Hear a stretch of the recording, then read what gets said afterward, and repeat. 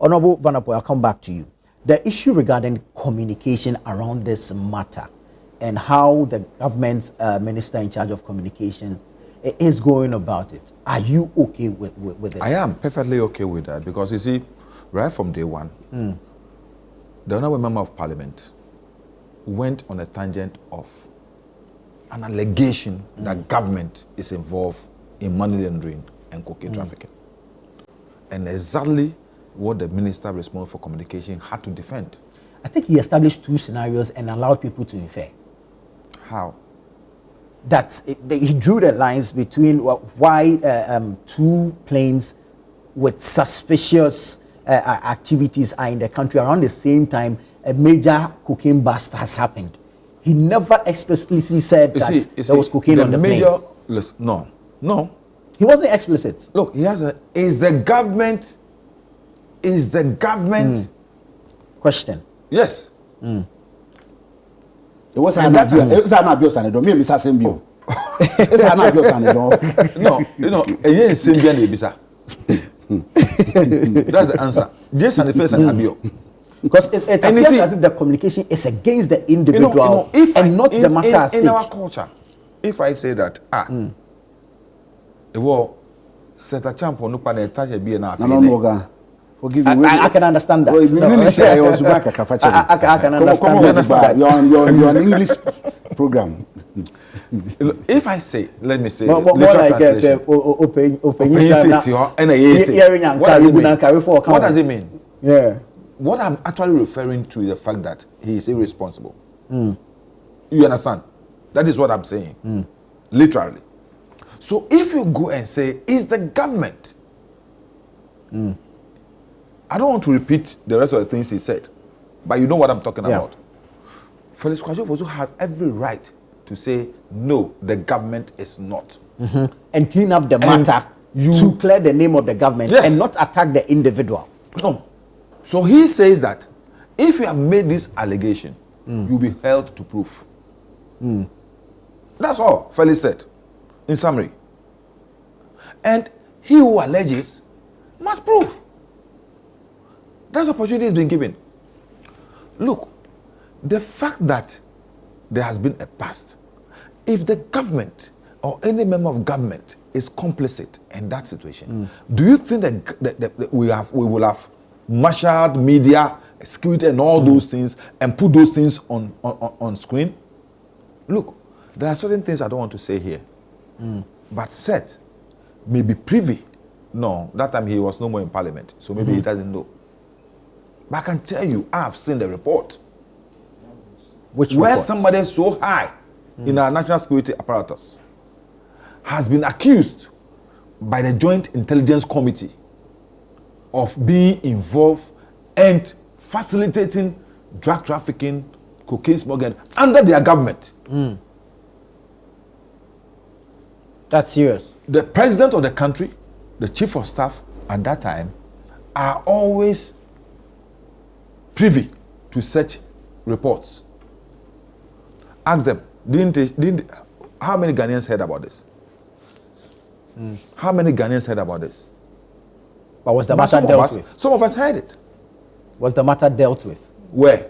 You see, so that's my issue. That we are not dealing with the matter, we are dealing with the individual. If the matter was dealt with under their regime, I wouldn't know. Maybe it was dealt with, I wouldn't know. So would you deal with the matter? But that person was still in office until January 7, 2025. Would you still deal with this matter? Yes. And not the individual? We will. It's one of the issues we are investigating. Because on their side, they also allege that some names linked to MV Benjamin, those persons are in your government now. We are not making...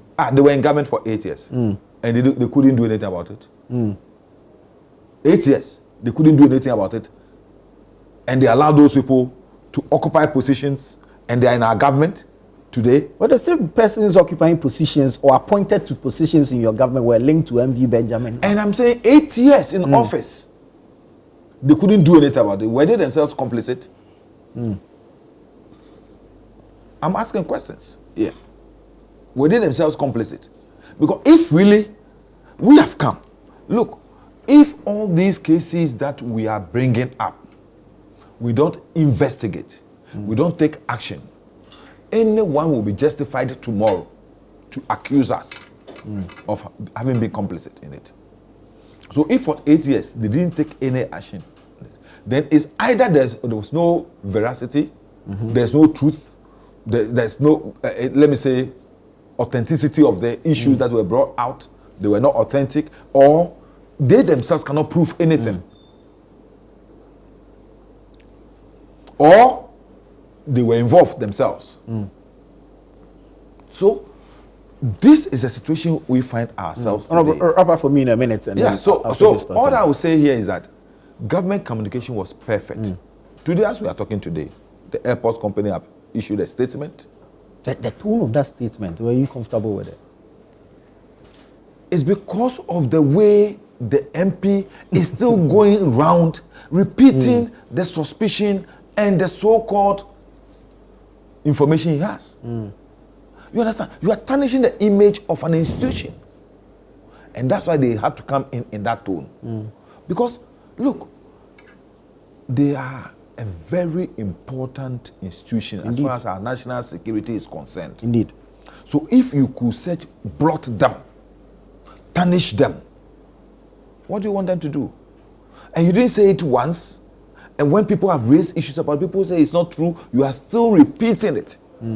The only thing they can do is to come out with a statement and let you understand that they're going to take legal action against you. No one can interpret that to mean we are stifling freedom of expression. Because this is not freedom of expression, this is irresponsible speaking. Right, thank you.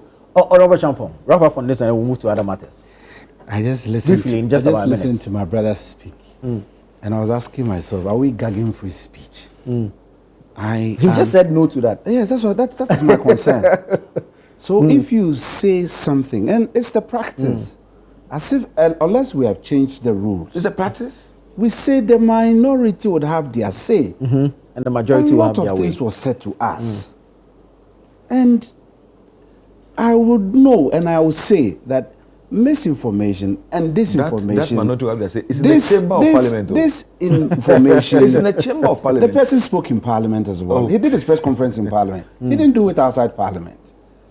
The point is this: misinformation and disinformation has become a practice of the business we are in. I know government has spoken. Which is wrong, though. Government has spoken through Government Minister for Digital Technology, my brother Sam George. That government is going to put a policy and make a law on misinformation. And so I'm waiting. Crack down. I'm waiting to see how it is going to be. Maybe this is part of the principles they are building to give us some memorandum. So don't worry, we'll use the member of parliament as an example. In accompanying the law as an example. Is this what they don't to crack down on misinformation? So are we scapegoating them? No, that is where we are headed. He is a member of parliament to whom much is given, much is expected. Based on their actions, I'm beginning to infer, like I said, the approach is disproportionate, and we are not looking at the subject, but we're looking at the individual who is a whistleblower. And he's not a whistleblower, please. The whistleblower is coming in not in his own capacity. Not a whistleblower. He's coming in capacity as addressed. A whistleblower is somebody who has the parliament. And you know, that is the only way. That is the only way we can advance these matters. And like I said, let me state. I said we should apply the law to each and every person. Yeah, so allow the law to be applied. Let us not do the things we're doing. Like I said, if the poster boy for misinformation and disinformation comes here and we clothe him, the same enforcement agencies we are using is used to protect somebody that our court of competent jurisdiction has ruled against. And we are not seeing anything wrong with it. But we use the same weapon to go after our own. So people are not running away. People who are here that you can invite. As I sit here, when they invite me, where will I run to? I will just have to follow John straight to their office. You will call me. I will not have. I'll call you. I'll not let you sleep. I'll call you. You understand? But the point is that is the essence of the beauty of democracy. So when we veer off, we have to say it. You see, the accounts has a proverb, and this man speaks account very good. He was brought up on account land. Okay. You see, the old chasano. Nim se na chia. Who send a chia. This is catcher. Yeah. 8 years ago, my party has been given a majority of 169. It was unheard of. It never happened in the history before. Today, the majority has over 188. But this is the beautiful country, Ghana, that I love. Yeah. And I'll never leave. Because my experience around the globe, I'll not compare my country to any other place. That's why I keep speaking the way I speak. And I love the democracy we are in because at least in this my young adult life, I'll put it this way, because they are still seniors, he's my senior brother. I've been in this activism for over 3 decades. And so when I see things, I don't want to go there. I don't want to say my brothers want to visit their roots. No. Right. I know where they have come from, and I know how they have metamorphosed into right, disciplined men and women. So when I see them falling back, I want to call them and tell them that, Onya, be careful, you are going wrong. Don't be pampered by the numbers, and don't allow that to eat into your head. And don't take us that path. It won't help us. It won't help anybody. Very well. Thank you. Let's get into other matters. That because we have metamorphosed into gentle Democrats, that's why you people are taking advantage of us. We can never take advantage of you. How do you take advantage of us? You see, I intentionally put it in that frame because I expect. Wait a minute. Let's leave it here. Like we are here. You see the way we are conducting the conversation.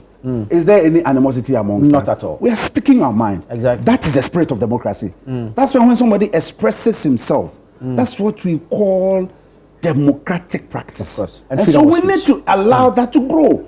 But if somebody speaks and it's an allegation, and there are processes, wait a minute. The other party. That is, it's not injurious to any other party. It's injurious to the country body politic of Ghana and the state Ghana. That is why he's calling for us to investigate the matter. No. That's why I call him a whistleblower. When he says that we have busted cocaine. We have arrested some cash and some gold. We have again had some reports of some incidents at our airports. 3 issues. They are becoming some story. Let us look into them. If I call for this and you take one matter out and then you zone in and then zone in into me, it's like somebody wanting to write about my party, the elephant. And he's been asked to describe a tree. He said, okay, a tree, elephant can stand under a tree, then he puts a full stop. That's what the description of a tree. You see, and it hurts me when he goes this way. Let's move on from this matter. The 2 other issues were already in the public domain. We got police, media, everything to be involved in that. This is a situation where he himself made a reference to the fact that is it because these ones you brought in police and the media? No, you see, but this one you did it. Is it because you have something to hide? Your point is made, but the fact of the matter still remains that he stated the three facts. And so for you, one should not be singled out and prosecuted. My point is that and it is not out of practice.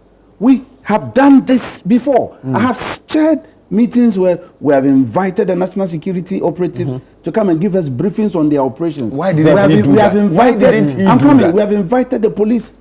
According to my information, they obstructed in Parliament. No, let's leave this here. According to my information, they obstructed in Parliament. No, Honorable. No. And you know that things happen. The obstruction happened after they have made the press conference. So as though you see. That is where the point of departure between my brother comes. We have to progress. Let's make progress. Let's make progress. Let's move to the issue of SIM re-registration. The Honorable Minister for Communication and Innovation, Digital Technology and Innovation, Sam George, says the re-registration process under your government was flawed, and that has contributed to the increasing number of fraud cases. Did we arrest him when he said that? And this is not a matter. You see the question. This is not a matter. Look, Sam George is my junior brother. Let me tell you, this was the first time he's saying this to me. And look, Sam had the whole world sit with him. He sat in camera like I'm sitting today and accused the former president severally on matters. Nobody went after him. Very well.